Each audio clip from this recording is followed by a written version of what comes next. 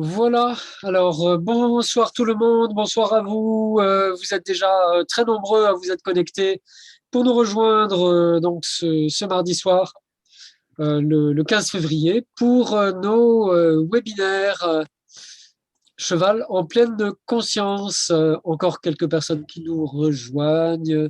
Bonsoir à Nathalie, bonsoir à Eric, bonsoir à Karine, à Linda. Et donc, en attendant que tout le monde se connecte un petit peu, je vais vous parler donc de notre initiative avec Cheval en pleine conscience pour ces webinaires. Et pour ça, je vais vous partager mon écran. Voilà. Hop. Voilà.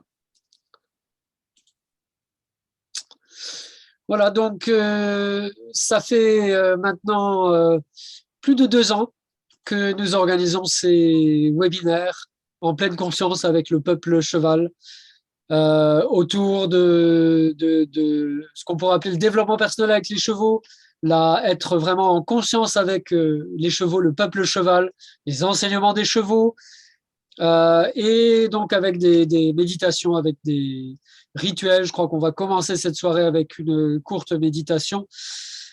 Et je vais vous parler un peu donc de nos activités.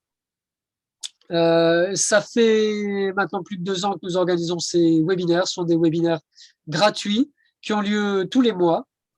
Et donc, tous les mois, nous invitons une intervenante ou un intervenant dans le domaine du cheval et de la pleine conscience. Et donc, nous avons eu le plaisir d'inviter plusieurs représentantes du groupement La Sagesse Équine, avec Aline Bourjal, avec Rebecca, ce soir avec Alexandra, et on va euh, passer la soirée avec Alexandra de Créative Plénitude, que je présenterai un petit peu plus tard, et aussi d'autres intervenantes. On a interviewé une intervenante américaine qui s'appelle Neda de Mayo, qui est une personne formidable, qui a créé un sanctuaire pour les chevaux en Californie, au nord de Los Angeles. Nous avons interviewé Linda Kohanov, qui est l'auteur d'un livre que vous avez peut-être lu, le livre Le Tao du cheval. Nous avons interviewé des instructeurs de l'approche EponaQuest qu'a créé Linda Kohanov, entre autres Carole Thomas, qui nous a rejoint en novembre dernier, des communicateurs animaux, dont Lucille Piquer, qui était avec nous en octobre, Victoria Hermani, qui est psychologue clinicienne et qui a créé un institut de formation vraiment formidable autour des thérapies brèves avec les chevaux, qui s'appelle Ellipsy, qui était avec nous en automne dernier, et plein d'autres intervenants. Claire Lab, qui est une instructrice EponaQuest et une coach avec les chevaux. Voilà, Alexandra, Linda Kohanov, etc., etc. Leila Pages, depuis le Costa Rica avec son film Sans attache, etc., etc. Donc, depuis 2 ans, nous organisons ces webinaires. Ce sont des webinaires qui sont gratuits, que nous voulons gratuits parce que je pense que l'enseignement des chevaux, le message des chevaux, il s'adresse à tous, il doit s'adresser à tout le monde. Et, on va continuer également avec ces activités en 2022 avec un webinaire en ligne que je vais également vous présenter, un sommet en ligne qui va avoir lieu en décembre prochain. Donc décembre, c'est peut-être un petit peu loin, mais si ça vous dit de nous rejoindre pour tout un webinaire qui lui aussi sera gratuit autour des chevaux médiateurs et des chevaux guérisseurs, ce sera le 14, 15 et 16 décembre 2022. Le 15 décembre étant le jour d'Epona, c'est pour ça qu'on a choisi cette date, le 15 décembre. C'était le jour d'Epona, la fête d'Epona. Et donc, on va vous proposer un sommet en ligne fin 2022, en décembre 2022, mais on va en reparler. Et donc, ce soir, on a le plaisir d'être avec Alexandra de Créative Plénitude. Donc, Alexandra est une artiste que certains appellent un peu rêveuse et qui est également très créative. Donc, qui a créé un accompagnement holistique avec les chevaux et également qui est photographe. Et donc, Alexandra va nous parler de son travail d'accompagnement holistique et son travail de photographie. Voilà, donc Alexandra, je vais te passer la parole. Ah, il y a encore des personnes qui nous rejoignent, que je fais rentrer au webinaire. On est très nombreux ce soir. Voilà, donc Alexandra, je vais te joindre à la discussion. Bonsoir, bienvenue au webinaire de Cheval en pleine conscience. Et donc, ça fait super plaisir de t'accueillir ce soir. Et donc, voilà, on a accueilli plusieurs membres du groupement La Sagesse Équine avec Rebecca, avec Aline, on a fait l'interview depuis les États-Unis d'ailleurs le mois dernier avec Aline. Et voilà, là, je suis revenu en France. Et donc, je crois, Alexandra, toi, tu habites en Belgique, c'est bien ça? Ça, oui, en Belgique, à Bruxelles. Voilà. Est-ce que tu voudrais nous parler un peu de toi et de ce que tu voudrais nous partager pendant cette soirée, pendant à peu près 40-45 minutes d'interview, de discussion avec toi? Parler de moi, en fait, oralement, j'aime pas trop, qu'est-ce que je peux dire? Ben voilà, je suis très heureuse en tout cas que tu m'offres ce temps de parole pour parler des chevaux et pour parler de nos blessures communes avec les chevaux. Avec plaisir. Et il y a aussi Beethoven qui est Oh, présent. il est trop beau. Comment il s'appelle, au fait, ton chat? Il s'appelle Beethoven. Oh, salut Beethoven. Oh, il a vraiment une bonne tête. Ok, salut Beethoven. Voilà. Et bon, là, c'est sûr que c'est parfois un peu intimidant, hein. On se retrouve un peu sous les feux de la rampe. Et donc, moi je peux te dire que je suis quelqu'un de très timide. Et j'ai beaucoup de mal avec le fait d'être un peu en avant comme ça. Alors, bon, les zooms, on a fait beaucoup de zooms depuis 2 ans. Ça m'a un peu habitué finalement à parler. On est à la fois en public et puis à la fois en privé. On est Oui. avec beaucoup d'amis ce soir, beaucoup de personnes que je connais, que j'ai déjà vues en stage, et ça me fait super plaisir de les retrouver. Et voilà, puis je suis sûr qu'il y a aussi des amis que tu as rencontrés au cours de tes activités. Oui, je vois Camille là, et il y a quelqu'un d'autre qui m'a salué, je ne sais plus qui c'est. Voilà, encore d'autres personnes d'ailleurs qui arrivent, Marie, Angélique, Amélie. En fait, on est plus d'une centaine d'inscrits ce soir. Alors, on est très très nombreux, tu vois.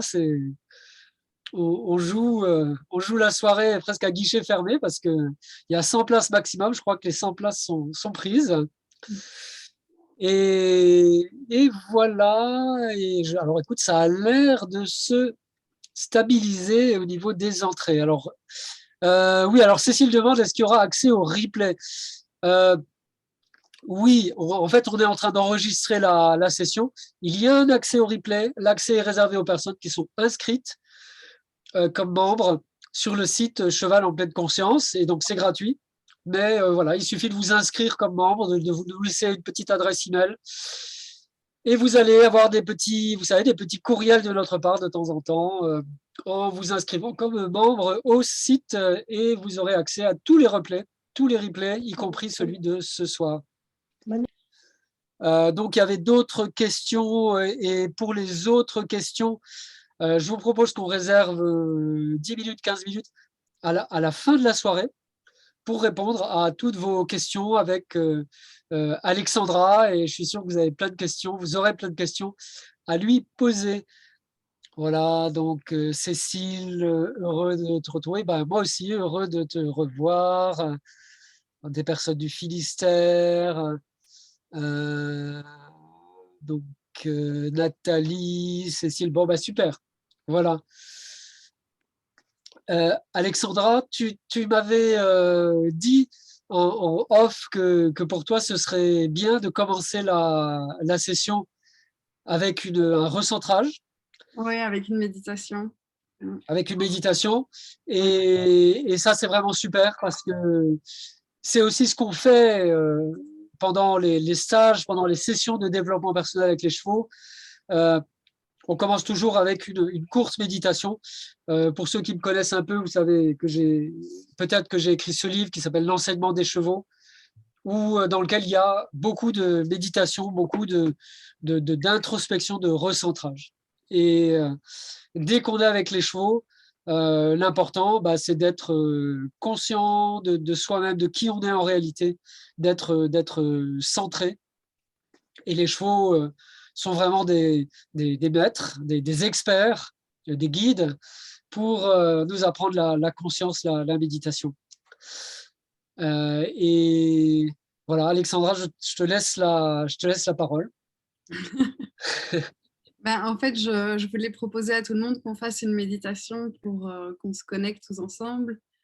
Parce que ben, il y a la sagesse du troupeau, et puis ce que j'aimerais, c'est que ben, on soit inspiré par cette sagesse du troupeau pour être voilà, tous ensemble et interconnectés, même si on est à distance, que c'est virtuel, mais que énergétiquement, on puisse ressentir nos présences physiques les uns avec les autres et se sentir comme un troupeau et célébrer cette union en fait.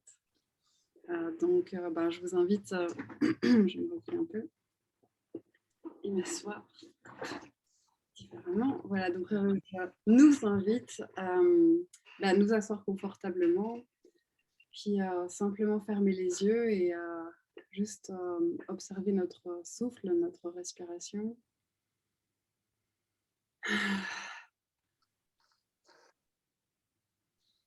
Puis à ressentir la chaleur de son corps, à ressentir les battements de son cœur.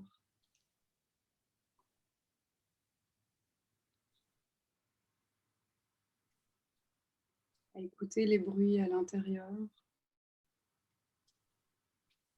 de l'estomac, des intestins. Et puis à écouter les bruits extérieurs, à ressentir la chaleur extérieure.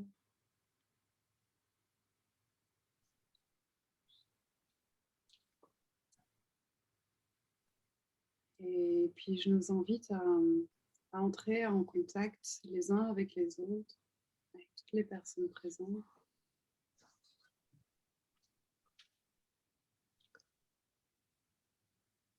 Avec toutes les personnes absentes qui sont en lien avec les chevaux. Et avec tout le collectif humain.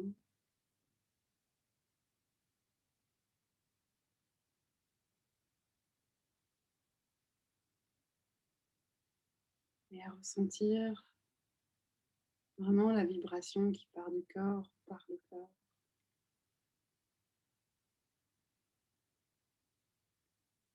Et puis j'appelle la conscience équine, la conscience des chevaux à être présente ici et maintenant, à nous guider, à guider nos paroles, nos interactions.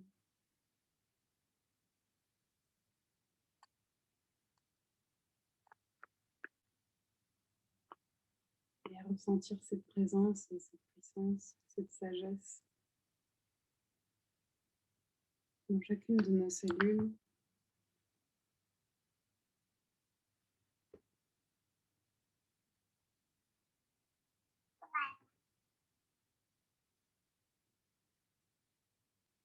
Et maintenant, on est prêt à entrer en lien les uns avec les autres, de cœur à cœur, d'âme à âme, de toute notre humanité.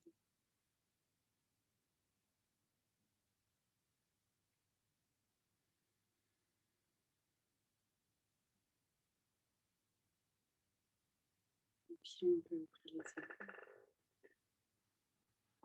les yeux. Je me sens plus disponible maintenant.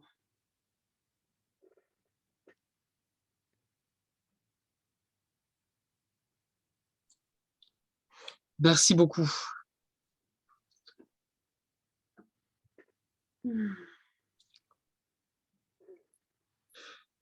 Voilà, donc je te propose de commencer par me poser des questions parce que je vais pas déblatérer toute seule. Donc Alexandra, comment est-ce que tu as rencontré les chevaux et quelle signification, quel sens, qu'est-ce qu'ils ont pris comme place dans ta vie? Ok. Donc les chevaux, je les ai rencontrés. C'était pas d'abord physique, c'était d'abord à travers les BD de Yakari. Je crois qu'il faut que je prenne- Il râle un peu, il n'a pas l'attention sur lui. Beethoven, il participe, hein? Et oh, je vais me déconcentrer. Il préfère que je parle de lui que des chevaux. C'était d'abord à travers les histoires, les BD d'Yakari. Ma mère est collectionneuse de BD, on en a plus de 3000 à la maison. Et du coup, voilà, il y avait tout ça. Et moi, ça me fascinait les histoires de Yakari parce qu'il savait parler avec les chevaux, enfin, en tout cas avec son cheval Petit Tonnerre, et avec les autres animaux aussi. Puis ça, pour moi, c'était vraiment fascinant, quoi. Donc, moi, je voulais être comme lui, en fait. Et puis,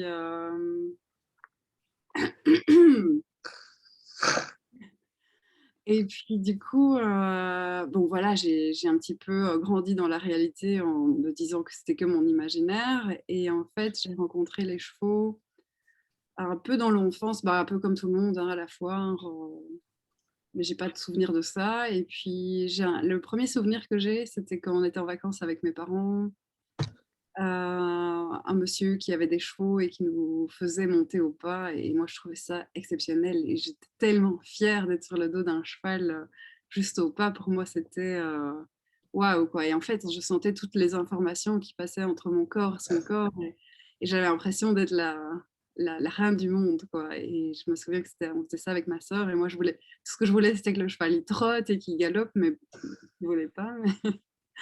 Enfin, ça, c'était les premières sensations. Et je me souviens aussi que ce gars nous avait pour l'anniversaire de ma sœur, il nous avait mis à l'attelage. Et donc, il y avait un petit poney Shetland là. Et je revois la vidéo où, à un moment donné, le gars nous lâche du regard. Et puis, tu me vois, moi, en train de faire aïe! Et hop, le poney qui part au galop. Et moi, je suis toute heureuse. Ça, c'était mes premières rencontres avec les chevaux. Et ça me donnait vraiment un sentiment de puissance et d'importance.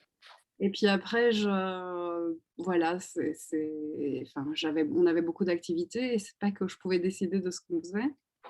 Et en fait, j'ai reconnecté avec eux à l'adolescence. Ça m'intéresse pas. Ah. Je sais pas comment arrêter. Donc, à l'adolescence, il y avait un manège tout près de chez nous qui s'appelait l'Amazon. Je ne sais pas si ça s'appelle encore l'Amazon, mais en tout cas, voilà, c'était à Anderlecht, tout près de chez moi. Et là, on a commencé à y aller une fois par semaine. Et puis, ma mère avait vu que ça avait beaucoup d'impact sur mon caractère, que ça me calmait, que je me sentais vibrer. Enfin, elle voyait quand même qu'il y avait un gros changement. Et donc, elle a commencé à nous amener là une fois par semaine. Et on a commencé à prendre des cours dans un manège comme tout le monde, quoi. Voilà. Et moi, je me souviens que dès que je me mettais sur le dos d'un cheval, je me rappelle, c'était Pinky, la première jument que j'ai montée là-bas. Et ben, on nous a fait faire du trot, du galop, mais moi, j'avais aucune sensation. Enfin, généralement, un débutant, il commence à la longe, puis là, direct, on nous mettait comme ça sur les chevaux. Et je me rappelle de Pinky, et je lui parlais, et elle lui écoutait, et j'avais l'impression qu'on se comprenait, quoi. Et puis, voilà, de fil en aiguille, moi, c'était vraiment les chevaux qui m'ont calmée, en fait, parce que à l'adolescence, j'étais vraiment super angoissée, super stressée. Et chez moi, tout passait par le rire, mais j'étais vraiment dans des grosses tensions internes. Et quand j'étais avec les chevaux, c'était les seuls moments où en fait, j'étais calme et où je ressentais qui j'étais à l'intérieur de moi et où j'avais l'impression d'être tout le temps en connexion et en communication avec eux, en fait. Où j'avais l'impression d'être comprise aussi. Donc voilà, ça c'est comment les chevaux sont rentrés dans ma vie. Tout à fait. C'est une histoire beaucoup ont vécu, hein, que bon, voilà, le cheval dans un centre équestre, mais Mm. il y a quelque chose dans la qualité de la connexion et puis peut-être dans le potentiel guérisseur des chevaux, hein. Moi, je suis profondément convaincu que les chevaux sont des guérisseurs. Mhm.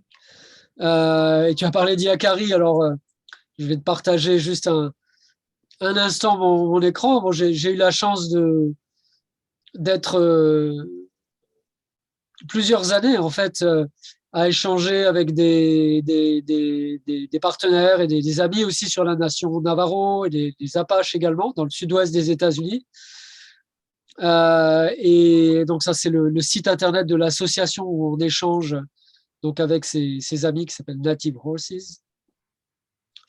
Et, euh, et les chevaux vraiment nous amènent à des endroits dans notre vie où on est transformé.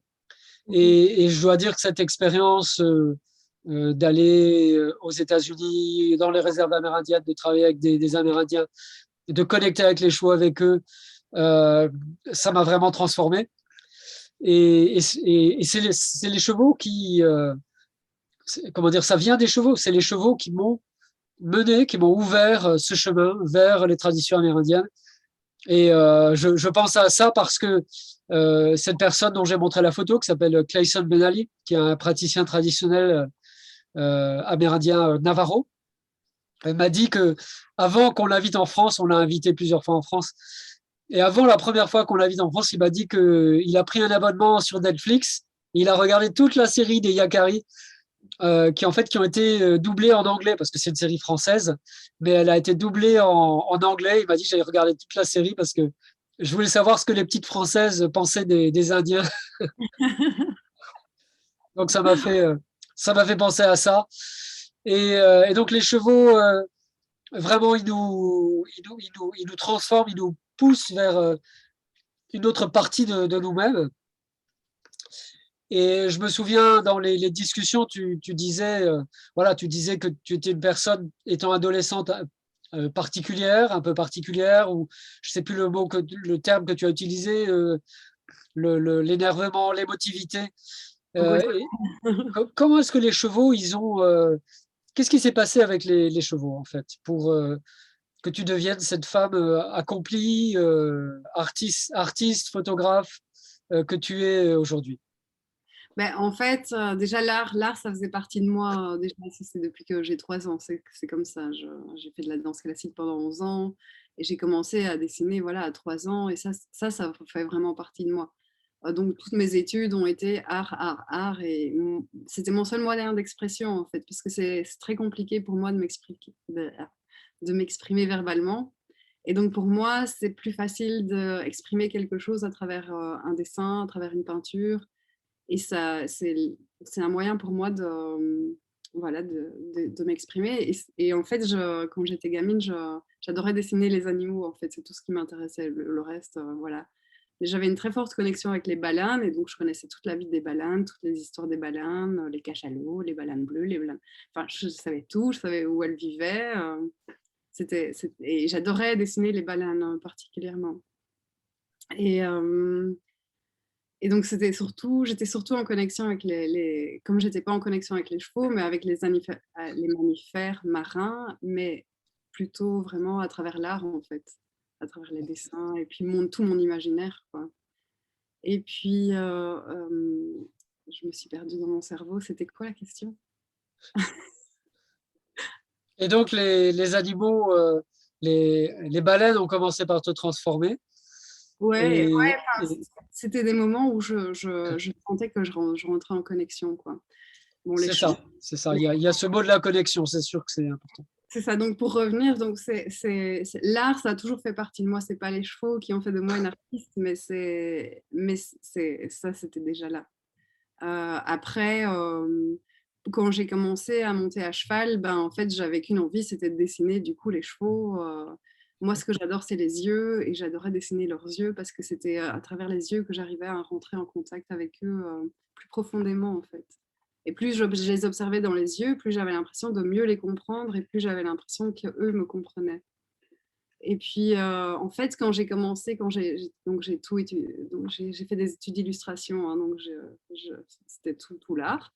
Et quand je suis sortie de mes études d'illustration, j'étais un petit peu dégoûtée par le dessin parce que c'était too much. Et je me suis consacrée aux chevaux et j'ai commencé à travailler dans une écurie de dressage. Et là, en fait, j'ai complètement arrêté l'art, à part la photographie. Donc la photo, c'est ce qui m'a tenue, en fait. Et comment j'ai commencé la photo? C'était... en fait, quand j'avais 14 ans, je suis tombée amoureuse d'une ponette. Donc mon premier amour n'était pas pour un homme ou un garçon, c'était pour un cheval. Et je suis tombée amoureuse de cette ponette, puis elle a été vendue, et là, j'ai un gros chagrin du cœur. J'en ai pleuré pendant des mois et des mois. Et du coup, ma mère a fait qu'on a eu une jument en demi-pension qui s'appelait Impérial. Et Impérial, je faisais du horseball avec elle, on l'a eu pendant 2 ans, et c'était vraiment comme une maman pour moi. Impérial, elle était fantastique. Et en fait, elle a dû partir à la retraite. Et quand elle est partie à la retraite à cause de la maladie de la naviculaire, ma mère a eu peur que je recommence à faire un grand chagrin d'amour. Et son poulain Shogun était à vendre parce que ses propriétaires avaient peur de lui. Ah oui. Et donc là-dessus, on s'est dit on va l'acheter, mais tout le monde avait peur de lui. Shogun, il a envoyé plusieurs personnes à l'hôpital à son débourrage. Mais moi, c'est quelque chose qui me... Plus il était dangereux, plus ça me faisait vibrer, quoi. Et donc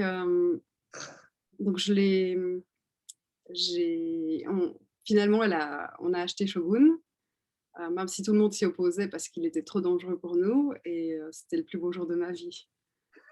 Et donc, voilà, quand je me mélange, mais ça fait partie de l'histoire. Et en fait, comme je ne comprenais pas Shogun parce qu'il était plus compliqué que les autres, qu'il ne s'est jamais laissé dominer, en fait. Et donc, c'est un enseignant pour moi. Et j'ai commencé à faire de la photo parce que Impérial allait partir à la retraite et que je voulais absolument des souvenirs d'elle, et parce que je n'avais pas eu de souvenirs de cette petite jument de laquelle j'étais tombée amoureuse, j'avais pas de photos. Et donc j'ai commencé à prendre des photos d'Impérial pour avoir des souvenirs et des mémoires d'elle. Et puis j'ai continué avec Shogun, forcément, parce que j'étais en complète admiration. Et donc voilà, pour moi, la photographie, ça a été une continuité de ce qui était de m'exprimer par le ressenti de ce que je ressentais, de ce que ça me faisait d'être en lien avec eux, en fait. Et donc, à travers mes photos, c'est ce que j'essaye d'exprimer, c'est qu'est-ce que ça me fait d'être en lien avec cet animal, que ce soit Impérial, Shogun ou d'autres chevaux, parce qu'ils ont tous une vibration différente, ils ont tous une note différente, et ça fait des choses différentes à l'intérieur de moi. Donc, c'est ça que j'essaye d'exprimer à travers les photos. Et est-ce que tu voudrais nous présenter certaines ton travail ou des images que tu as réalisées? Qu'est-ce que ça évoque pour toi? Qu'est-ce qui s'est passé pour toi au moment où tu as réalisé ces images? Et... Avec plaisir. Du coup, je vais peut-être te laisser partager l'écran. Ok, alors attends. Donc, je vais partager l'écran. Alors, attends.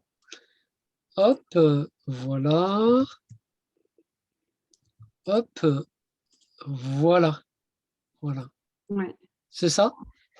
Ça, c'est par exemple. Mais en fait, ce que j'aimerais, c'est que chaque personne qui regarde, elle puisse regarder la photo avec son cœur et sentir qu'est-ce qui s'exprime ici à travers cette photo, en fait. Ouais. Ouais, peut-être un message dans le chat. Ah, pourquoi pas, ouais, avec plaisir. Je voudrais, mais moi déjà, franchement, ça m'interpelle. La photo m'interpelle. Et j'ai beaucoup travaillé avec Linda Kohanoff aux États-Unis, qui m'a formé sur presque 6 ans de formation, hein. Et donc Linda parle très souvent de la sagesse du cheval noir. Pour elle, ça a été l'enchaînement des chevaux est passé par cette sagesse elle appelle ça la sagesse des chevaux noirs. Et en Arizona où elle habite, il y a beaucoup d'Arabes et Noirs en particulier. Donc voilà, moi, ça me rappelle la sagesse du cheval noir, la sagesse du cheval d'ombre. Mhm. Et ouais, très belle photo. Et j'ai vu hein, le lien entre la verticalité, l'horizontalité. Il y a plein de choses dans cette photo. On sent la puissance du cheval, s'ouvrir à son côté ouvragé. Il y a vraiment, en fait, c'est tout un message dans la photo qu'il y a et chacun peut le percevoir à sa manière. Et moi, enfin, quand je prends une photo, je dois être inspirée de l'intérieur et c'est les chevaux qui m'inspirent. Et en fait, je n'ai pas l'impression que c'est moi qui prends la photo, mais que c'est les messages des chevaux qui passent par mon appareil photo et je le retransmets comme ça, en fait. C'est difficile d'exprimer avec des mots. Et pour moi, ça passe par des images. Et quand je fais une image comme ça, il y a tout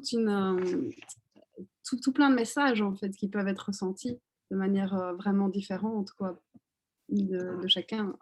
Qu'est-ce qui se passe pour toi quand tu prends la photo? Moi, Dans ton corps, à l'intérieur de toi? à l'intérieur de moi, il y a un silence. Désolée, il y a le chat qui il a allumé l'imprimante.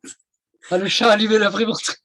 À l'intérieur de moi, ce qui se passe, c'est un silence en fait.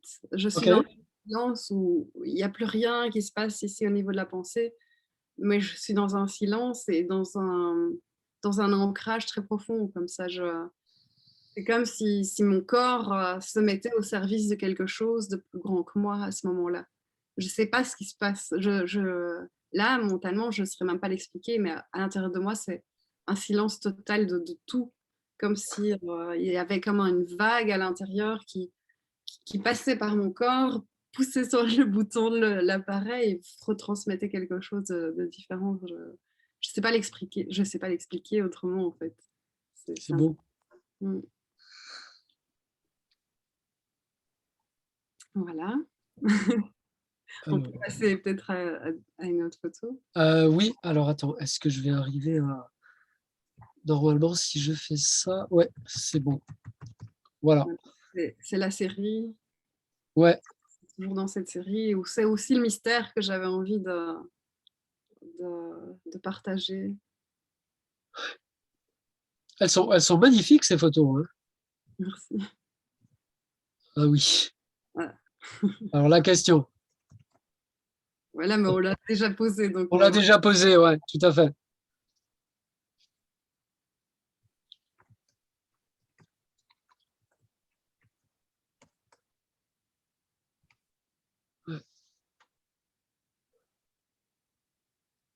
Et donc ici, voilà, on a Campion qui est là. Là j'étais tout proche, hein, j'étais assise en dessous de lui. Hein, et voilà, ce qui fait que j'arrive aussi, parce que j'ai pas un grand zoom, hein, donc je suis obligée d'être très proche de mes sujets. Hein, c'est 24-70, hein, mon objectif, donc je suis obligée d'être très très proche.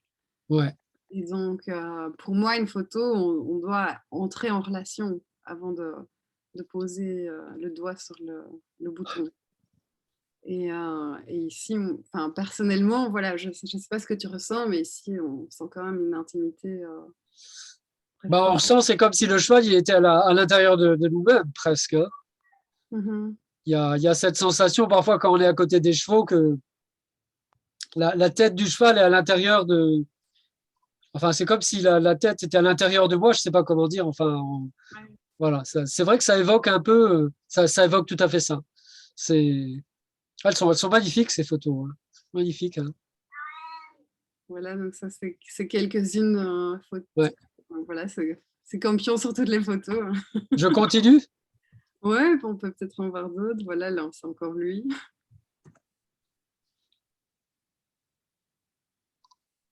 Là, c'est dommage qu'il a l'école quand même. Mais voilà, cette photo-là, je l'aime beaucoup parce que je trouve que le mur derrière, il fait vraiment ressortir tout ce côté sauvage.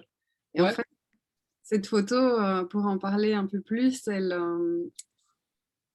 je l'ai dessinée. Je l'ai dessinée avant de rencontrer Campion, qui est mon cheval, qui est sur la photo. Je l'ai dessiné pendant des années dans cette fougue-là, dans cette expression-là. Et puis un jour, voilà, j'ai pris cette photo. Il était encore étalon à l'époque. Waouh, magnifique. Waouh. Oui, ça évoque quelque chose, même avec le licol, hein, d'ailleurs. Même avec le licol, ça évoque quelque chose de la domestication et finalement, le cheval reste un être sauvage. Ça reste Mhm. c'est Bernard Saxé hein, qui disait.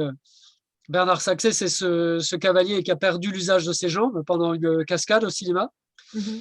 et qui monte à cheval sans ses jambes, il est paraplégique, Mhm. et que j'ai eu l'honneur de rencontrer. Et Bernard Saxé disait que le cheval est une bête sauvage, et il reste un animal sauvage, même quand il est domestiqué.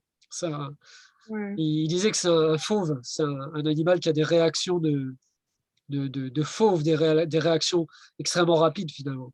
Alors voilà, ça évoque un petit peu ça. Hein. Mhm. Mhm. Et ça, c'est très important pour moi de garder ce côté sauvage, en fait. Parce que je pense que ça nous parle aussi beaucoup de qui on est à l'intérieur de nous et nous, notre domestication en tant qu'humain, comment dire, c'est pas que de la domestication, on nous met dans des boîtes, on essaye de nous faire croire des choses auxquelles on doit adhérer et en fait, on n'a plus notre libre arbitre et notre libre possibilité de penser, si j'ai envie de dire. Et, et en fait, tout ce que nous, on fait aux chevaux, bah, c'est ce qu'on se fait à nous-mêmes, en fait. Et puis pour moi, ce côté sauvage, il est hyper important. Moi, c'est quelque chose, je pense, à travers l'art, j'ai toujours gardé en moi. Et ça, j'ai des chevaux qui me le rendent bien à ce niveau-là parce qu'ils sont sauvages, en étant entre guillemets domestiqués, enfin, ils peuvent garder leur côté sauvage tout en évitant d'avoir des accidents, quoi. Comme si j'en ai eu hein, plein. Hein. Mais donc voilà. C'est ouais, le côté sauvage est quelque chose que nous, on doit se réapproprier en fait. Parce que le mot sauvage aussi, on traite les gens de sauvages comme si c'était un mot qui n'était pas bon, alors que moi, je trouve au contraire, le mot sauvage, c'est quelque chose d'un état de pureté, d'un état de grâce qu'on a réussi à conserver. Et je trouve que justement, quand on dit des Amérindiens que c'est des sauvages, et tant mieux en fait.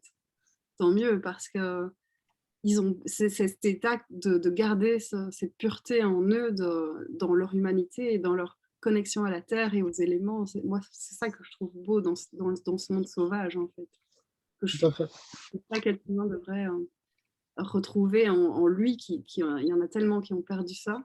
Et je trouve que justement, les chevaux permettent de faire revenir à cet état de sauvage à l'intérieur. Quand on est en lien avec eux, on est en lien avec ça. C'est instantané. Tout à fait. C'est vrai, il y a cette. Voilà, ça me fait un peu réagir ce que tu me dis, hein, parce que pour moi, les Amérindiens, c'est pas du tout une abstraction. Ce sont des personnes avec qui je travaille depuis longtemps, depuis des années, presque 10 ans maintenant. Et dans les traités qui ont été faits, les traités de paix qui ont été faits avec les Indiens, la plupart c'était 1890, 1900, 1910 par là. Le terme utilisé pour appeler les Indiens, c'était merciless savages. Ça veut dire sauvage sans pitié. C'est le terme qui a marqué dans les traités. Sauvage sans pitié. Sous-entendu, ce sont des sous-humains. Et donc, on peut leur prendre leur terre puisqu'ils ne sont pas humains. Ils ne sont pas civilisés. Mhm. Et on fait la même chose avec les chevaux. Les chevaux sont sauvages, sont dangereux, et donc on a le droit de les priver de liberté, de les mettre dans des tout petits box, de les mettre. Finalement, tout ce qu'on a fait, tout ce qui s'est passé avec les peuples amérindiens. Et, euh, et voilà, ça me fait réagir parce qu'il y a justement cette notion de la sauvagerie. Et quand on connaît bien les Amérindiens, c'est tout sauf des sauvages. Ce sont des gens, au contraire, très, très, très civilisés. Et il y a cette espèce de. Les Navarros, par exemple, s'appellent Diné. Ça veut dire le peuple. Ça veut dire le peuple humain, en fait. Ils s'appellent les êtres humains. Et je dois dire que j'ai rarement rencontré autant d'humanité que chez des gens qui ont été appelés sauvages sans pitié, n'est-ce pas, pendant des siècles et des siècles. Et c'est un peu pareil avec les chevaux qui ont leur énergie de base. Et les chevaux entre eux, finalement, bah, ils arrivent à une espèce d'harmonie. Et voilà. Alors, cette image, je trouve, elle est formidable parce qu'elle évoque à la fois la sauvagerie du cheval, l'énergie un peu brute du cheval, et aussi l'harmonie. On voit la beauté dans cette image. Et merci de nous partager tout ça, Alexandra. C'est superbe, vraiment superbe. Et en fait, je voulais rebondir. Donc, ce qu'on a fait subir aux chevaux, ce qu'on fait subir aux chevaux, ce qu'on a fait subir aux Amérindiens, ce qu'on a fait subir aux Africains, mais c'est ce qu'on a fait subir aux femmes aussi. Et c'est là où je trouve qu'il y a un lien justement entre les chevaux et les femmes qui est très fort. Parce que on les traitait de sorcières, on les tuait parce qu'on avait peur de leur puissance. Et en fait, c'est toute cette histoire qui est très commune avec les chevaux, les Amérindiens, parce que les Amérindiens, ils ont été traités comme des femmes, en fait. Ils ont été traités comme les femmes qui ont été traitées ici en Europe depuis des siècles. Et on porte encore ces mémoires aujourd'hui, et pas que. Enfin, je ne sais pas, mais combien de femmes peut dire qu'elle n'a pas eu d'attouchement sexuel, qu'elle n'a pas été harcelée et qu'elle n'a pas été violée? Il n'y en a pas beaucoup. Hein. Et donc, toutes ces mémoires que les chevaux ont, on les a aussi en tant que femmes. Et je pense qu'il y a quelque chose vraiment à guérir à ce niveau-là, et que les chevaux, on peut s'apporter les uns les autres par rapport à cette blessure commune, en fait, où on peut ensemble émerger à autre chose. Oui. Et je crois en disant ça que moi, si les femmes ont été traitées comme ça, c'est parce qu'il y a aussi quelque chose de l'ordre de la distorsion au niveau du masculin qui n'est pas approprié et que les hommes doivent se réapproprier aussi. Et nous, les femmes qui avons cette conscience, on est là aussi pour aider à ce que ça se fasse dans la douceur et que ça se fasse dans la justesse. Parce que reprendre sa puissance en tant que femme, c'est aussi ne pas se mettre au-dessus de quelqu'un d'autre, mais au contraire, être dans un cercle. Et là, pour ça, la sagesse du troupeau des chevaux peut vraiment nous aider et nous inspirer, parce que si on devait vivre en fait, on est supposé vivre en troupeau, mais si on arrive à observer quand même les troupeaux de chevaux, comment ils vivent et leur sagesse, on n'est pas encore arrivé à vivre comme eux, en fait, parce que si à l'heure actuelle, avec la conscience avec laquelle on interagit les uns avec les autres, ce serait le bordel. Si on était dans un milieu hostile, on se ferait tous buter, quoi.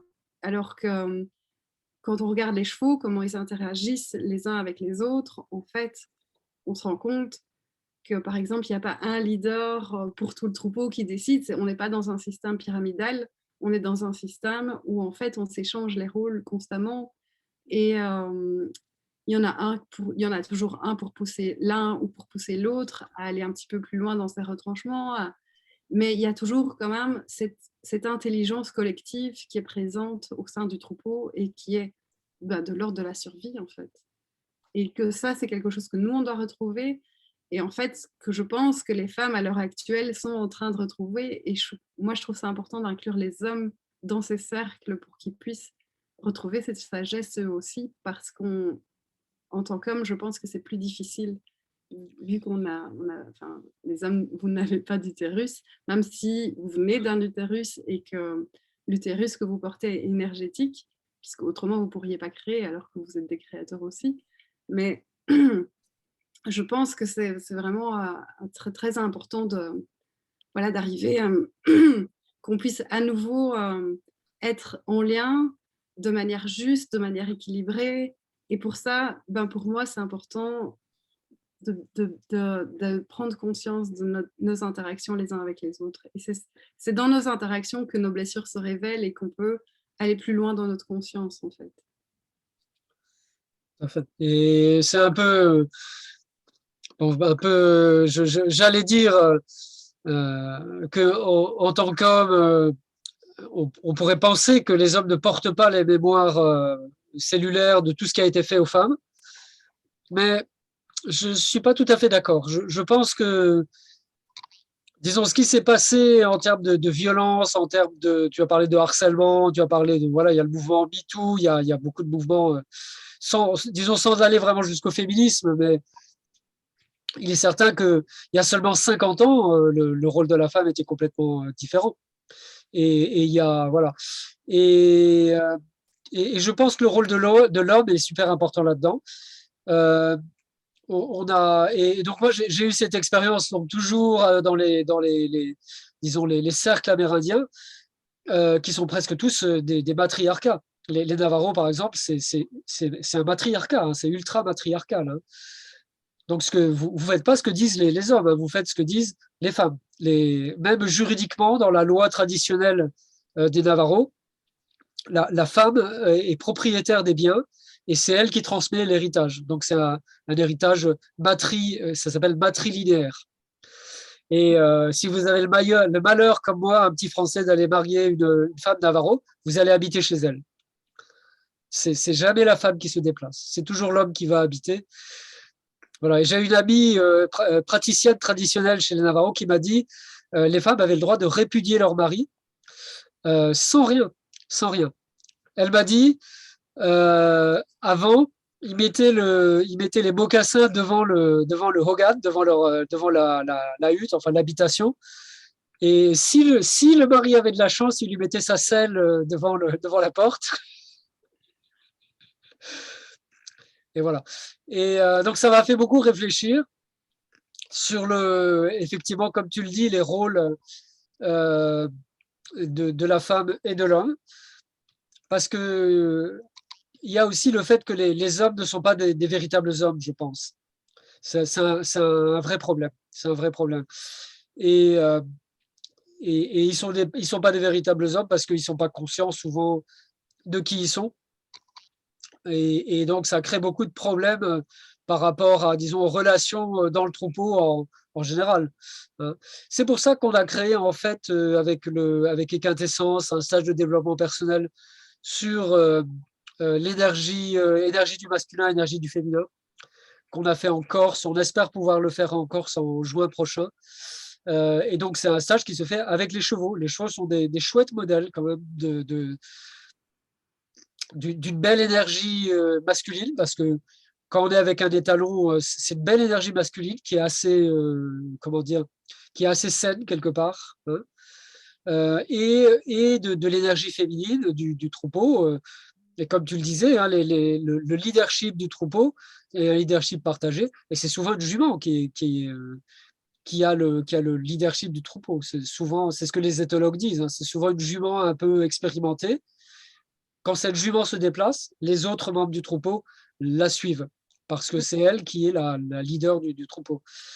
Donc il y a aussi cet aspect un peu matriarcal et voilà. Bon, j'avais pas vraiment prévu que comment dire, la discussion prenne, comment dire, prenne cette orientation, mais je pense que c'est très très important et que les chevaux peuvent nous donner un modèle sur des relations du troupeau en fait, de la communauté qui soit peut-être plus harmonieuse pour les femmes comme pour les hommes.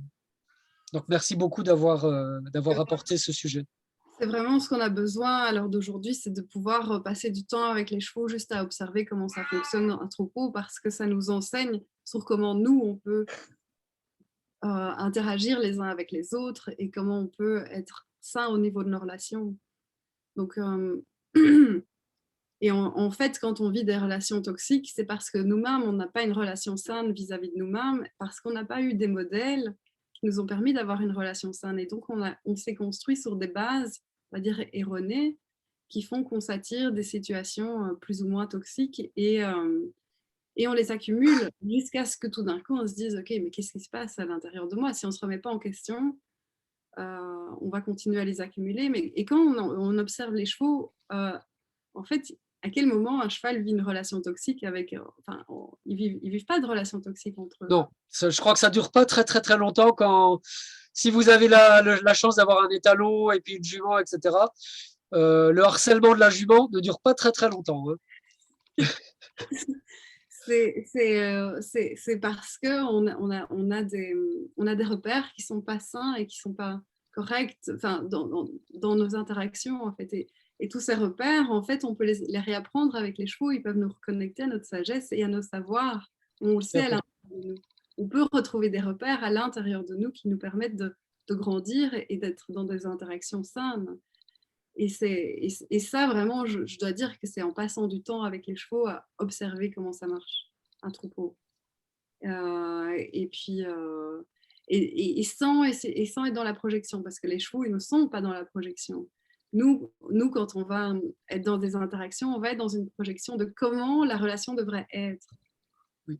Un cheval, il n'est pas dans cette projection. Et donc, c'est de nouveau en allant rechercher cette sagesse et ça nous permet de lâcher nos projections sur comment cette relation, elle devrait être. Parce qu'il n'y a pas de comment cette relation elle devrait être. Quoi qu'il arrive, c'est une relation en fait. Et si on arrive à lâcher les projections, on la vit, la relation, en pouvant mettre nos limites. Mais pour ça, c'est important de rester vraiment en lien avec qui on est.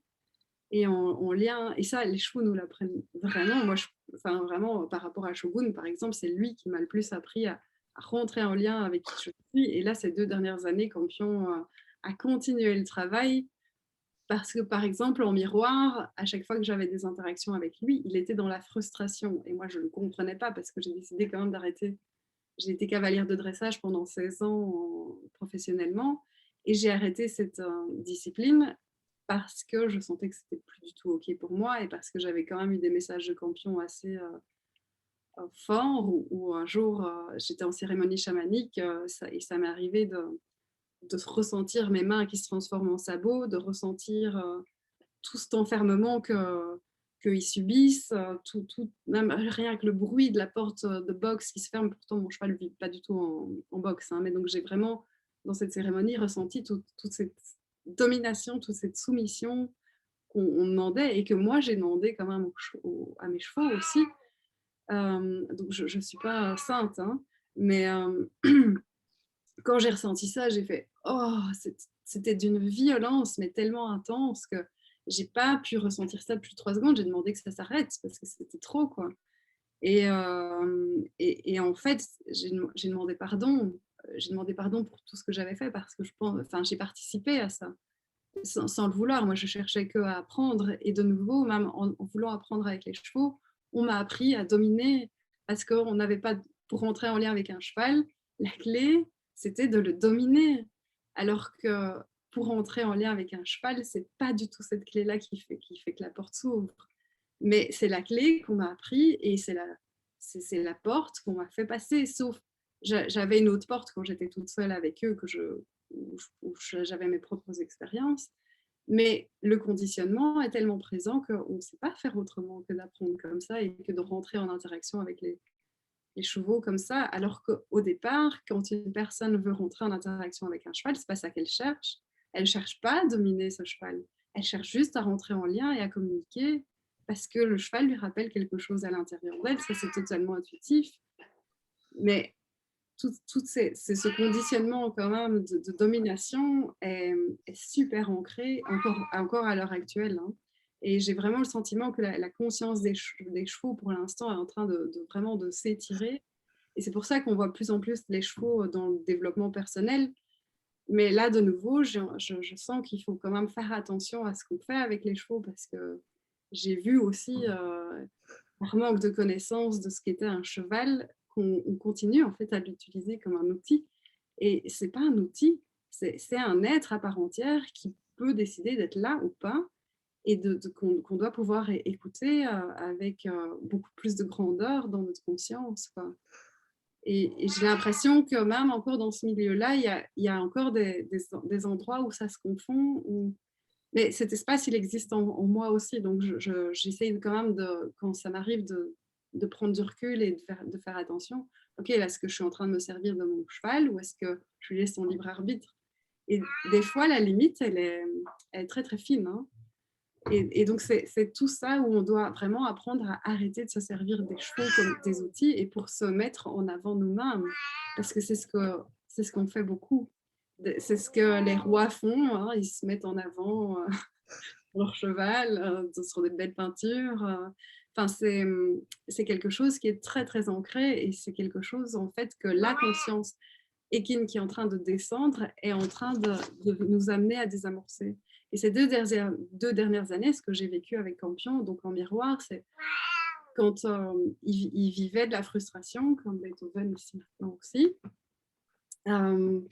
Je ne comprenais pas pourquoi il était frustré. Donc j'ai cherché à l'intérieur de moi, ça m'a pris 2 ans. Pourquoi mon cheval est frustré quand je lui demande quelque chose? Et en fait, j'ai pris conscience que c'est parce qu'à l'intérieur de moi, quand je lui demande quelque chose, je suis fermée, tout est fermé. Je ne lui demande pas ça avec un cœur ouvert et mon être n'est pas du tout en train de faire une expansion. Je suis dans quelque chose, je veux un résultat, donc paf, je me ferme. Et en fait, on est dans l'ego à ce moment-là. Et là, j'étais toujours en face d'un cheval qui exprimait que sa frustration, alors que j'étais sûre de faire bien les choses. Mais à un moment donné, je me suis retournée, j'ai regardé à l'intérieur de moi ce qui se passait et je me suis dit, ok, non, en fait, là, je suis de nouveau dans la domination, quoi. Mais tu peux pas. Merci.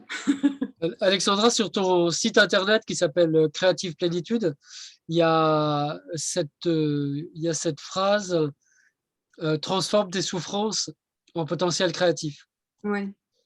Et, et pour toi, c'était un enseignement des chevaux, c'était un enseignement de la vie. Et comment transformer ces souffrances en potentiel créatif? C'est les deux. En fait, si j'ai envie de dire, les chevaux me soutiennent dans cette démarche. Ils sont vraiment un soutien comme des piliers. Mais en fait, tous les êtres humains ont ce potentiel en eux. C'est juste que les chevaux facilitent, ils nous rendent un petit peu service en nous faisant aller plus vite et aller chercher ça en nous. Mais le mot plus simple, c'est la résilience. Mais en fait, par exemple, moi, mes souffrances, j'en ai fait quelque chose. C'est-à-dire que pour moi, c'est compliqué d'être en interaction avec les êtres humains. C'est plus facile avec les chevaux. Et donc, qu'est-ce que je fais? Je passe par la photographie pour m'exprimer et pour illustrer, pour témoigner. Parce que pour moi, c'est plus simple et que je peux dire plus de choses avec une image et que c'est moins de la souffrance pour moi que de devoir mettre des mots et de stresser parce que je n'arrive pas à tout ranger dans ma tête. Allez, je vais partager à nouveau l'écran pour voilà, regarder quelques photos magnifiques de Alexandra. Voilà, dans ce que je partage ici, c'est de nouveau, c'est la sensualité, c'est la fougue, c'est le mystère, c'est la puissance, la force. Et puis l'intimité aussi. L'intimité qu'on peut avoir et être dans une relation intime avec soi, aussi intime, nous permet de pouvoir rentrer en interaction intime, justement, beaucoup plus profonde avec les chevaux. Tout à fait. Tout à fait. Et sur ton site internet, Alexandra, donc transforme tes souffrances en potentiel créatif. Voilà, et aussi des photos magnifiques. Tu travailles également avec les sons, je crois. Oui. Alors ça, de nouveau, c'est les chevaux qui m'ont amené en fait, hein, les sons. Oui. J'ai eu un appel pour la harpe de cristal qu'on avait passé. Ouais. Et en fait, pourquoi j'ai eu un appel pour les sons? Parce que je voulais jouer de la musique pour les chevaux. Et en fait, j'ai vraiment découvert que, mais je ne suis pas musicienne, hein, donc je utilisais des instruments intuitifs et j'ai vraiment découvert qu'en jouant de la musique pour les chevaux, il y avait quelque chose qui se créait de l'ordre de la communion, en fait, où même sans jouer de musique, on arrivait à communier, mais le fait que tout le monde baigne dans un espace musical, ça, et notamment cristallin, avec l'arbre de cristal, la vibration du cristal permet vraiment quelque chose de plus grand que nous, de l'ordre de la communion avec la terre, les chevaux, le ciel, l'espace, et nous permet vraiment de nous grandir. Et en fait, quand j'organise par exemple des méditations avec les chevaux, à l'heure d'aujourd'hui, j'utilise toujours la harpe de cristal parce que tout le monde peut recevoir les sons du cristal et les vibrations. Et du coup, on est tous en train d'élever nos vibrations, autant les chevaux que les êtres humains. Et ça fait qu'on forme un organisme qui vibre très fort avec la nature. Et quand je suis avec l'harpe de cristal, par exemple, on sent directement la conscience, sans le vent qui communique avec nous, les arbres qui communiquent, et on sent que tout est vivant, que tout communique, et il y a cette subtilité qui s'éveille et grâce au son cristallin, en fait. C'est très impressionnant. Ah, c'est sûr, il faut le vivre pour l'éprouver. Ouais. L'année dernière, on a fait un stage en Ardèche avec un joueur de handpan. C'est cet instrument comme ça qui est un peu oblong en métal et avec une danseuse intuitive. Donc moi, j'étais pas trop, je savais pas trop ce que ça allait donner en fait.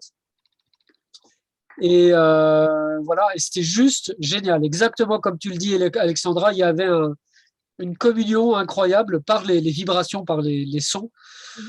Donc là, c'était pas des vibrations de cristal, c'était du handpan. Bon, c'est quand même un son qui est assez enveloppant. Et les chevaux adoraient ça. Enfin, c'est presque impossible à décrire. Il y avait une espèce de communion avec toute la nature qui nous entourait. Et merci beaucoup de présenter ça, effectivement. Je n'aurais pas été capable de le dire avec ces mots. C'est exactement ça. Et quelque part, il faut le vivre pour le ressentir ou le comprendre. Ouais. Et en 2018, j'ai été jouer de la harpe de cristal, et ça, c'est un peu que je partage. En 2018, j'ai été jouer de la harpe de cristal pour les dauphins. Et en fait, on était dans la baie de Sataya, mais il y avait énormément de touristes. Moi, je n'ai pas aimé parce que les Zodiacs nous balançaient sur les groupes de dauphins. Et ça m'a... J'étais vraiment pas bien avec ça. Ce n'est pas mes valeurs. Et après, j'ai plus voulu aller dans l'eau. Donc, ce que j'ai fait, c'est que j'ai joué de l'harpe de cristal. Je l'avais prise avec. Et j'ai joué sur le zodiaque de l'arbre de cristal. Et c'était impressionnant parce que les dauphins nous suivaient avec le zodiaque. Ah oui.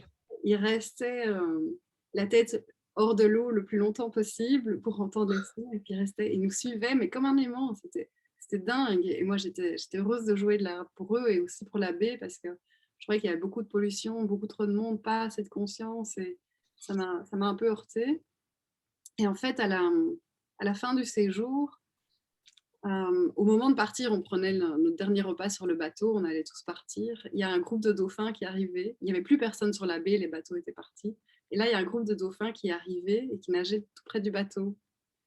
Et là, j'étais avec mon amie Jessica qui me regarde et qui me dit « Alexandra, ils sont là pour toi ». Et tous les gens qui étaient sur le bateau savaient qu'ils étaient venus pour moi.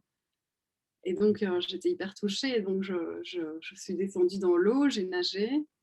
Et là, les dauphins ont commencé à tourner autour de moi pour me remercier en fait, d'avoir joué de l'harpe de cristal pour eux. Et en fait, quand ils ont commencé à faire ça, j'ai senti à l'intérieur de moi que les dauphins, c'est les chevaux de la mer et que les chevaux, c'est les dauphins de la terre. Et que en fait, leur origine est exactement la même. On était dans la même énergie quand je faisais les cercles de méditation. On retrouve cette même énergie qu'on retrouve avec les dauphins et qu'on retrouve avec les chevaux. C'est la même chose. La source est la même. Et c'était une expérience incroyable.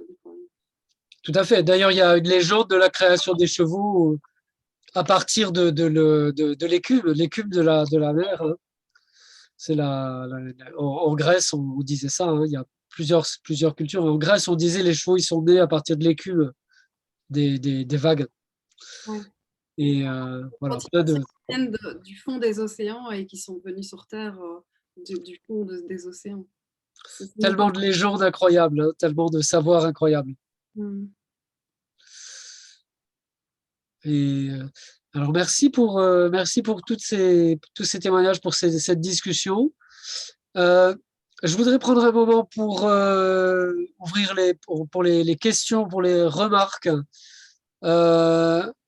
Et donc, je suis en train de lire le chat. Si vous avez des questions à poser à Alexandra avec ses expériences, son expérience de créateur, de créatrice, de photographe, de musicienne, et ses expériences de conscience, de pleine conscience avec les chevaux, c'est le moment. Alexandra, je vais quand même montrer ton site internet de nouveau. Je voudrais quand même faire un petit mot pour la sagesse équine. Oui, alors, Avant. il y a un site internet, je crois, pour la sagesse équine. Hein. Alors, attends, je vais essayer de trouver le site internet de la sagesse équine. Le voilà. Et je vais partager l'écran. Oui, je t'en prie. Oui, donc là, la sagesse équine, de nouveau, c'est quelque chose qui vise voilà, à nous rassembler, où on rassemble aussi les enseignements des chevaux et les témoignages, à travers les témoignages justement des personnes, des gens qui ont vécu des choses, des expériences où les chevaux leur ont apporté vraiment au niveau de la conscience le moyen de se guérir, de s'auto-guérir. Alors, comme tu disais au début, on a Aline qui fait des interviews sur Instagram en live. Et là, je trouve qu'on a eu une belle interview d'Hélène qui était vraiment un partage magnifique de ce qu'elle a vécu à travers son cancer, comment les chevaux l'ont aidée. J'ai trouvé ça magnifique à écouter. Qu'elle a une conscience vraiment très belle. Et donc voilà, vous pouvez aller regarder. Donc aussi, on organise des ateliers. Et ça, vous pouvez aller regarder tout ça. Puis on a Rebecca qui partage beaucoup au niveau justement des Amérindiens, de la sagesse, de la philosophie et de l'histoire du cheval, parce qu'elle elle est de couleur. Et ce que je trouve beau aussi dans le projet de la sagesse équine, c'est que on a Rebecca qui est en Suisse, on a Aline qui est en France, puis on a moi qui est en Belgique. Et j'aimerais bien avoir quelqu'un du Canada qui nous rejoint dans l'équipe, ce serait chouette pour avoir quelqu'un de tous les continents. Voilà une photo de Rebecca qu'on a interviewée le mois passé, je crois, si je me souviens bien. Ah, comment ça se fait qu'il n'y ait pas la description? C'est bizarre ça. Voilà. Donc voilà, et donc je trouve que toutes les trois, on apporte des choses au projet, chacune à notre échelle, et on a toutes nos spécificités. Mais c'est vraiment pour rendre hommage aux chevaux que ce projet est là, et aussi pour rassembler les témoignages, pas pour prouver, mais vraiment pour rassembler les témoignages, comme tu fais en fait avec les webinaires, quoi. Parce que les chevaux ne sont pas là sur Terre pour décorer, quoi, ou pour servir d'outil, quoi. C'est pas du tout ça. Oui, magnifique témoignage, effectivement, avec ce groupement donc, là, qui s'appelle La Sagesse Équine. Le site internet, c'est lasagesseéquine.com. Et donc, bien sûr, on espère bien continuer à travailler ensemble. Oui, avec plaisir. Et donc, si parmi les personnes qui nous ont écoutés aujourd'hui, vous avez des témoignages, n'hésitez pas à nous écrire un email. Nous, on sera ravis de vous interviewer pour écouter votre vécu. C'est important de donner la parole pour qu'elle puisse être partagée. C'est vraiment important, je trouve. Et la parole, elle est sacrée. La parole est sacrée, le souffle est sacré. Beaucoup de choses que nous faisons sans même y penser sont des choses sacrées et qui parfois ont été désacralisées, mais qui restent des choses sacrées.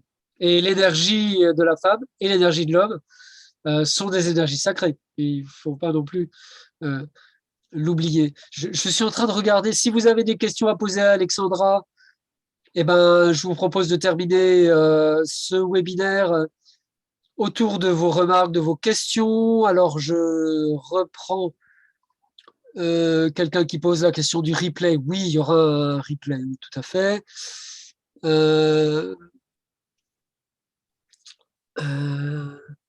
Donc, s'ouvrir à voir le côté ombragé du cheval, oui, c'est sûr. Oui. La puissance du cheval, le lien entre verticalité et horizontalité. La liberté, l'ouverture avec la lumière. Ne te cache pas dans mon ombre. Ça, c'est un très beau message des chevaux. Même sans le voir vraiment, il est bien présent. Ça correspond au lien qu'on peut avoir avec un cheval, même sans le voir complètement, concrètement, il est là. Voilà, liberté, corps à corps, libre et fier, puissance. Sophie, qui garde un très beau souvenir de ta présence lors du shooting avec Amastris. Merci Sophie. Le côté sauvage, c'est la vie. Les chevaux nous aident à retrouver notre part sauvage, c'est certain, notre part d'ombre et de lumière, même si c'est parfois douloureux. Donc l'histoire des minorités opprimées, oui, on a un peu parlé, c'est sûr, des Amérindiens. Et d'autres minorités avec le cheval, le rôle de la femme prioritaire. Alors, question, un cheval a-t-il besoin d'être travaillé pour être bien? Donc, toi qui as été professionnel du dressage, qu'est-ce que tu en penses, Alexandra? Oui, merci pour cette question. C'est pas grave, écoute, je vais... Merci pour cette question. Si le cheval a besoin d'être travaillé pour être bien, en fait, ça dépend des chevaux. C'est comme pour les humains. S'il y a des problèmes physiques, eh ben, on peut les aider en les travaillant, mais toujours en restant à leur écoute. Moi, dans ma carrière de cavalière de dressage professionnel, j'ai travaillé des chevaux qui boitaient et qu'au final, en fait, ils se musclaient et ils ne boitaient plus après. C'était une question de muscles. Mais après, c'est de connaître quand même bien le cheval, de voir qu'il peut se détendre parce que souvent, ce qu'on voit, c'est qu'on travaille des chevaux qui sont absolument pas détendus et du coup, ça fait pire que mieux. Mais donc, ça dépend des chevaux. S'ils ont des problèmes de dos, bah, c'est quand même bien de pouvoir les faire marcher, de pouvoir travailler leur ligne de dos vers le bas pour qu'ils puissent muscler, comme nous, on ferait du yoga pour se muscler si on a des problèmes de dos, comme moi par exemple. Même si j'en fais pas assez, je ne le fais plus avec mes chevaux qu'avec moi, ça c'est pas bien. Mais voilà, ça dépend des chevaux. Il y a des chevaux qui en ont besoin, il y en a d'autres pas. Par exemple, Shogun, mon cheval, il a de l'arthrose, il doit marcher tous les jours. C'est pas du travail, mais au moins il est en mouvement et son arthrose n'évolue pas trop comme ça. Oui. Je sais que lui, il adore travailler, mais c'est lui qui me dit comment il veut travailler. C'est pas moi qui décide de comment je vais le travailler. C'est lui qui m'explique ça me fait du bien ou non, ça me fait pas de bien. Et quand un cheval dit ça me fait pas de bien, c'est qu'on est au-delà de sa limite et c'est revenir un pas en arrière pour retrouver son bien-être en fait. Alors des fois, c'est pas toujours confortable. Hein. Moi, quand je vais courir, j'ai pas de cardio et ça me fait pas du bien. Et puis à un moment donné, bah, je dépasse mes limites et à un moment donné, ça me fait du bien parce que ça fait du bien à mon corps, ça se muscle et après je me sens mieux. Mais donc c'est le même chemin avec les chevaux. Donc, il a besoin d'être travaillé, mais avec conscience et avec respect aussi de qui il est. Avec conscience et ça dépend des chevaux. Il y en a qui n'ont pas besoin, il y en a qui n'ont absolument pas besoin. Voilà, il faut voir le contexte, il faut voir plein de choses. Alors, merci Alexandra. Et alors, je continue à lire. Les chevaux appuient là où on en a besoin. Oui, c'est sûr, ils nous appuient sur les orteils parfois. Ça fait mal. Ça fait mal. Donc, des stages en France, Alexandra. Sandrine demande si tu donnerais des stages en France. Mais j'en ai donné, là, j'en ai pas de prévu, mais moi, je me déplace avec plaisir. Hein. Ok. Est-ce que tu voudrais mettre ton adresse email ou comment est-ce qu'on peut te joindre pour ceux qui voudraient garder contact ou te joindre directement? Oui, ben, vous pouvez aller sur mon site Créative Plénitude, dans Contact, vous m'envoyez D'accord. ou vous m'envoyez un email sur creativeplénitude@outlook.com. C'est plus simple de le faire via le site. Je vais envoyer l'adresse dans le chat. Donc, Créative Plénitude. Ça, c'est l'adresse de ton site, Alexandra. Oui. Et voilà. Voilà, les êtres humains se sentent démunis face à la puissance du cheval. Donc, certains cherchent le rapport de domination parce qu'ils ont peur. Certains êtres humains ont peur, c'est vrai. Certains êtres humains ont une...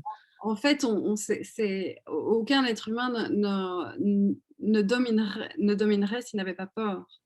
C'est la peur qui fait qu'on cherche. C'est parce qu'on ne se sent pas en sécurité à l'intérieur. Et donc, c'est aller retrouver sa sécurité intérieurement avant de rentrer en interaction. C'est dans un couple, c'est la même chose. On va essayer quand le partenaire fait quelque chose et qu'on on sent qu'on a peur, on va essayer de le contrôler pour pas qu'il fasse. Enfin, personnellement, moi, je fais attention avec ça. C'est où je me dis, ok, là, c'est moi qui ai peur. Je ne vais pas contrôler sa vie. Moi, je suis pour la liberté. Et donc, je regarde en moi pourquoi j'ai peur et qu'est-ce qui fait que je me sens en sécurité, mais je ne veux pas l'enfermer. Donc, et pour ça, je trouve que les chevaux, être en relation avec les chevaux, nous apprend beaucoup sur nous-mêmes et nous permet de vivre une relation de couple quand même avec beaucoup de conscience et beaucoup de où les chevaux ont déjà pacifié beaucoup de choses.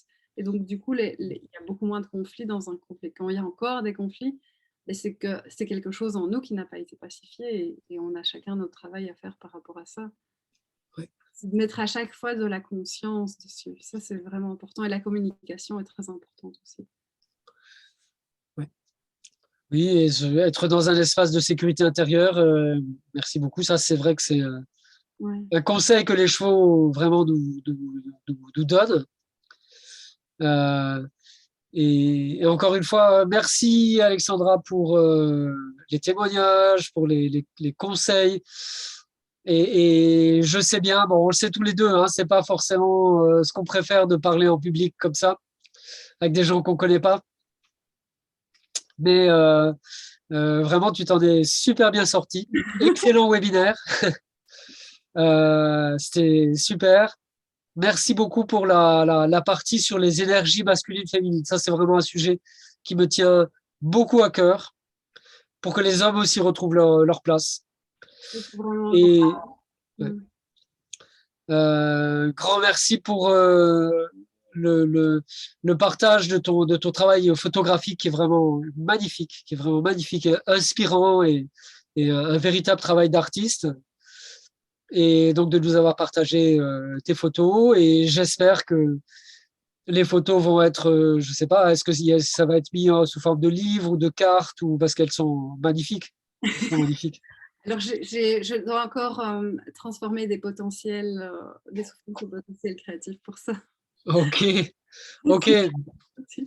Mais ça fait partie de mes projets 2022 de mettre, enfin, j'ai commencé à faire un site, de les mettre en vente sur mon site, de faire un livre. Bon, ça fait longtemps, Ouais. mais voilà, j'ai encore des choses à transcender parce que j'ai très très peur en fait.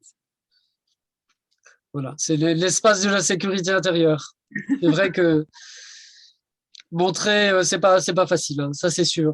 J'ai Mais beaucoup peur d'un cheval complètement sauvage que de ça. Je ne sais pas pourquoi, mais voilà. Bah écoute, ce sera l'occasion en tout cas de t'inviter à nouveau sur ces webinaires Cheval en pleine conscience. Hein, et peut-être pourquoi pas au webinaire en ligne en décembre prochain. Donc je rappelle les dates du 14 au 16 décembre 2022. Webinaire en ligne qui va être gratuit. Donc différents intervenants, certainement des intervenants de la sagesse équine, des intervenants américains, probablement Linda Kohanov, je lui en ai parlé début d'année là quand j'étais chez elle aux États-Unis, et des intervenants qui vont parler de leur perspective, de leur point de vue sur la relation avec les chevaux dans les cultures amérindiennes. Donc plusieurs personnes, je ne veux pas prononcer de nom parce que je ne sais pas exactement qui va parler, mais en tout cas des témoignages autour du cheval et des traditions amérindiennes. Donc en décembre prochain. Alexandra, j'espère que d'ici là, ton livre sera paru. Voilà, on croise les doigts. Deadline, j'ai besoin de deadline. Voilà. Et encore une fois, merci beaucoup pour ce magnifique webinaire et merci pour tes partages dans le cœur, dans la sincérité, dans la spontanéité, puis avec ton énergie d'artiste et de femme. Et puis bah, j'espère à bientôt en tout cas pour se voir en vrai, pourquoi pas. Hein, si on peut de nouveau aller en Belgique, hein, parce que ce n'est pas très facile de traverser la frontière. Mais bon, peut-être que les choses vont s'arranger, dans un sens ou dans l'autre. En voiture, c'est possible. C'est plus facile. En voiture, c'est peut-être plus facile. Alors, je vais vous proposer de se remettre en mode, voilà, en mode, je ne sais pas comment ça s'appelle, en mode galerie. Voilà, et puis on va se faire un petit au revoir virtuel.